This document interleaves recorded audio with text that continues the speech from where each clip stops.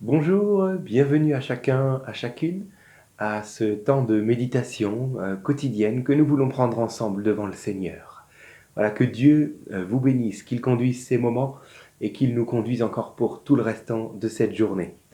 Alors j'aimerais relire avec vous le texte, en tout cas une partie du texte sur la transfiguration. Nous revenons donc dans l'évangile de Marc au chapitre 9, juste à partir du verset 2e jusqu'au verset 4, ça suffira.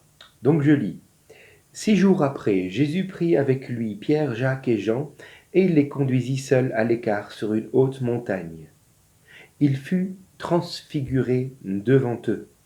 Ses vêtements devinrent resplendissants et d'une telle blancheur qu'il n'est pas de foulon sur la terre qui puisse blanchir ainsi. Élie et Moïse leur apparurent, s'entretenant avec Jésus. Amen. Alléluia. On a déjà pu discuter ensemble autour de la transfiguration, du fait que représente Moïse, que représente Élie, qu'est-ce que cela veut donc dire, etc. Donc, si vous ne l'avez pas entendu, je vous invite à écouter il me semble, les 2 dernières méditations des 2 derniers jours. Voilà.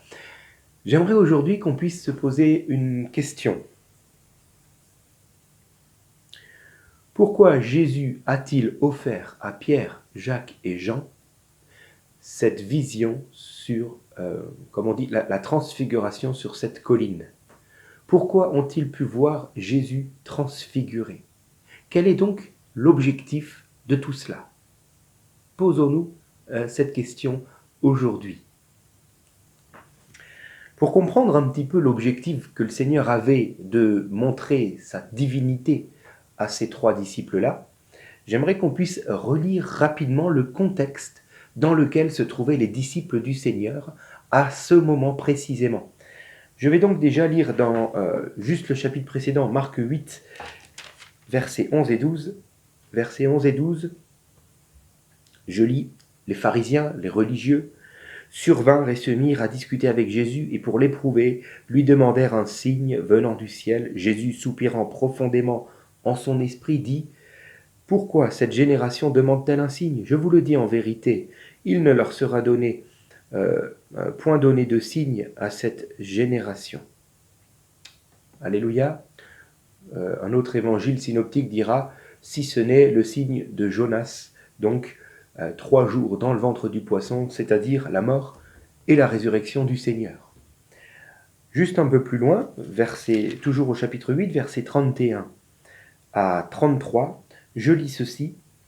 Alors, Jésus commença à apprendre à ses disciples qu'il fallait que le Fils de l'homme souffre beaucoup, qu'il soit rejeté par les anciens et par les principaux sacrificateurs et par les scribes, qu'il soit mis à mort et qu'il ressuscite 3 jours après. Il leur disait ces choses ouvertement, et Pierre, l'ayant pris à part, se mit à le reprendre. Mais Jésus, se retournant et regardant ses disciples, réprimanda Pierre et dit « Arrière de moi, Satan, car tu ne conçois pas les choses de Dieu. Tu n'as que des pensées humaines. » Amen. Comprenons simplement que, après avoir enseigné, et même au-delà d'enseigner, après avoir montré à ses disciples que Jésus est réellement le Messie, le Fils de Dieu, le Sauveur, voici qu'il démarre un 2e enseignement à partir de ce chapitre 8. Il voudra enseigner à ses disciples que ce Messie qu'il est doit souffrir et mourir des mains des religieux et de leurs contemporains, mais qu'il ressuscitera le 3e jour. Et, comme vous l'avez compris avec moi en relisant un petit peu ce contexte, les disciples ne sont pas du tout prêts à entendre cela. Alors, ils l'entendent, mais ils ne veulent pas en savoir plus. Ça, on en parlera demain. Mais ils entendent, mais ils ne veulent pas vraiment entendre parler de ça. Voilà, ça ne les intéresse pas, parce que pour eux, ce n'est pas la priorité. La priorité, c'est que le Messie puisse faire ce pourquoi il est le Messie, c'est-à-dire sauver Israël. Le Messie était oint, selon les prophéties, pour sauver Israël de la domination universelle et pour donner au monde la justice et la paix. Voilà ce à quoi donc s'attendaient les disciples de Jésus. Voilà pourquoi Jésus emmène donc 3 de ses disciples pour la transfiguration, afin qu'ils puissent voir Jésus comme ils ne l'ont encore jamais vu, dans toute sa gloire, dans toute sa divinité, et au-delà de le voir, qu'ils puissent entendre cette voix sortant de la nuée qui dira « Celui-ci est mon Fils bien-aimé, écoutez-le ». Et arrêtez de cesser d'écouter vos propres idées à vous, vos propres préjugés, parce que vous pensez que le Messie doit faire ci, doit faire ça, mais maintenant écoutez Jésus. Arrêtez d'avoir vos préjugés, écoutez donc ce que Jésus vous dit. Et cette parole, en tout cas je ne sais pas vous, mais moi, elle me parle. Parce que combien de fois dans ma vie j'ai mes propres préjugés, j'ai mes propres opinions sur telle ou telle situation, et combien de fois alors je suis tellement convaincu que cela vient même de Dieu, que je ne vais même pas me mettre à son écoute. Si le titre de cette méditation est « Faire face aux choses difficiles », c'est pas pour rien. Est-ce que vous savez pourquoi Jésus a parlé, enfin plutôt de quoi Jésus a parlé avec Moïse et Élie lorsqu'ils étaient tous les trois donc sur cette montagne de la transfiguration? Marc ne le dit pas, mais l'évangile de Luc le dit.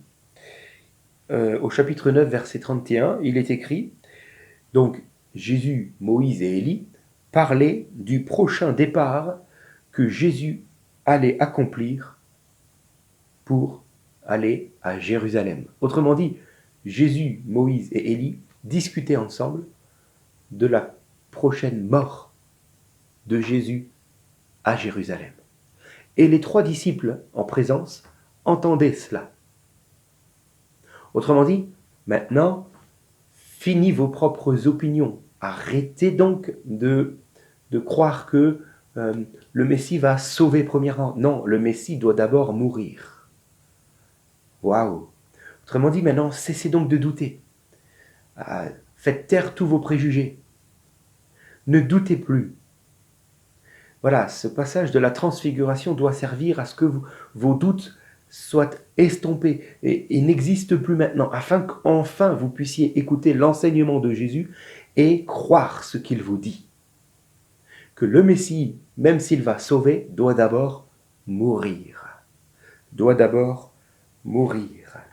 Les disciples peuvent donc maintenant, suite à la transfiguration, être rassurés. La mort prochaine de Jésus fait partie du plan rédempteur de Dieu pour délivrer Israël et sauver l'humanité. Alléluia. Nous avons un Dieu finalement qui connaît nos interrogations. Peut-être en ce moment es-tu toi-même face à un choix difficile. Tu ne sais pas trop comment réagir, tu ne sais pas trop que croire, que ce soit pour un changement de travail, que ce soit pour peut-être un futur mariage ou des fiançailles, un appel au ministère ou pas, tu ne sais pas trop. Tu peux avoir des idées préconçues à toi. Et ça peut t'emmener très loin. Mais j'aimerais te dire que le Seigneur a un mont de la transfiguration pour toi. C'est-à-dire qu'il veut, à un moment donné, te prendre et te rassurer. Te rassurer dans ce qui vient vraiment de Dieu, afin que tes préjugés soient estompés. Le Seigneur veut pouvoir te parler. Dans l'Ancien Testament, nous retrouvons le roi David qui, à un moment donné, aura à faire face aux Philistins, à un endroit bien précis, dans un contexte bien précis. Et David va consulter l'Éternel pour savoir s'il doit aller se battre ou pas.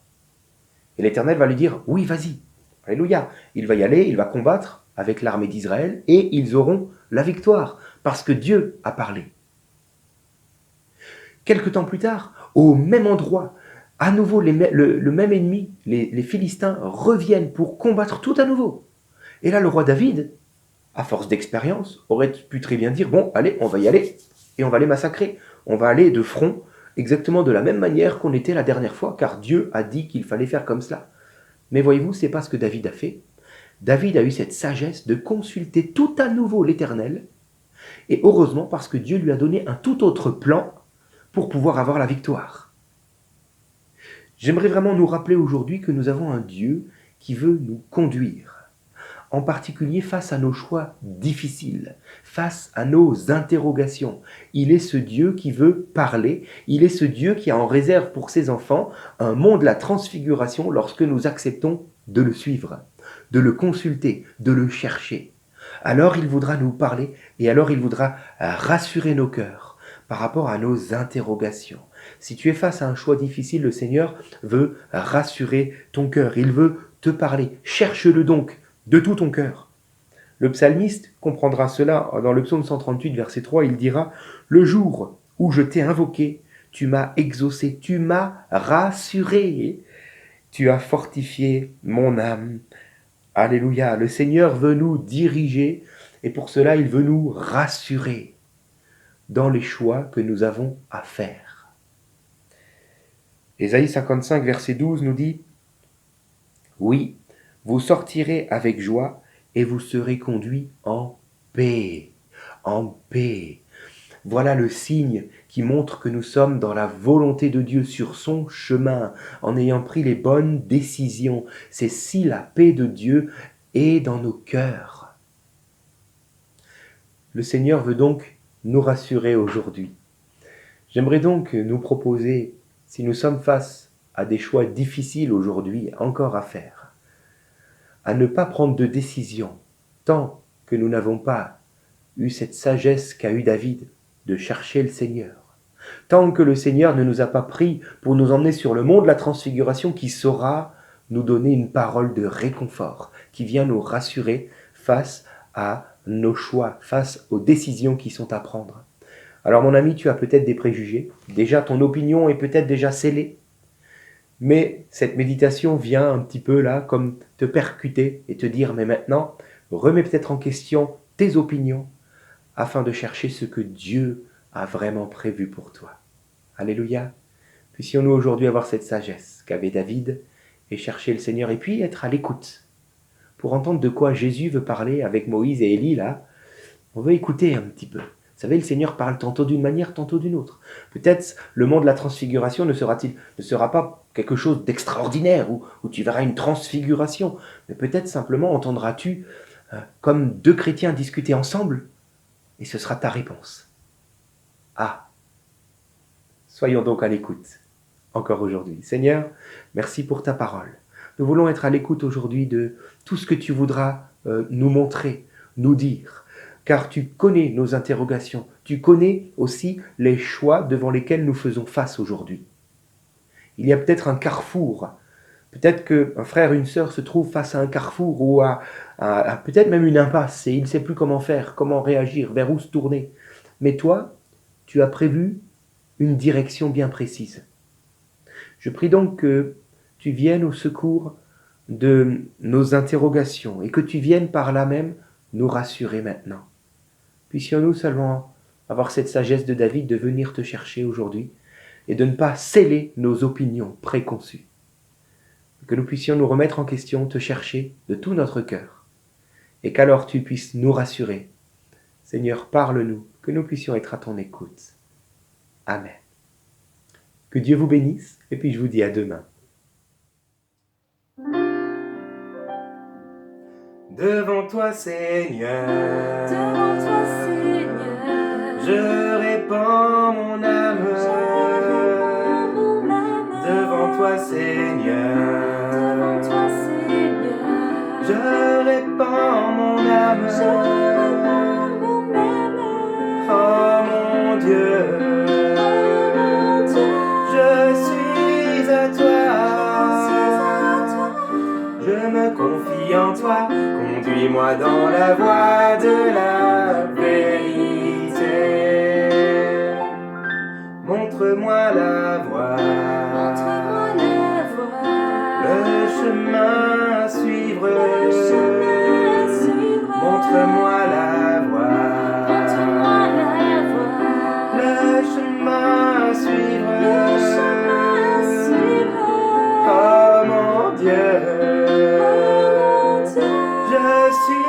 suis à toi. Je me confie en toi. Conduis-moi dans la voie de la vérité.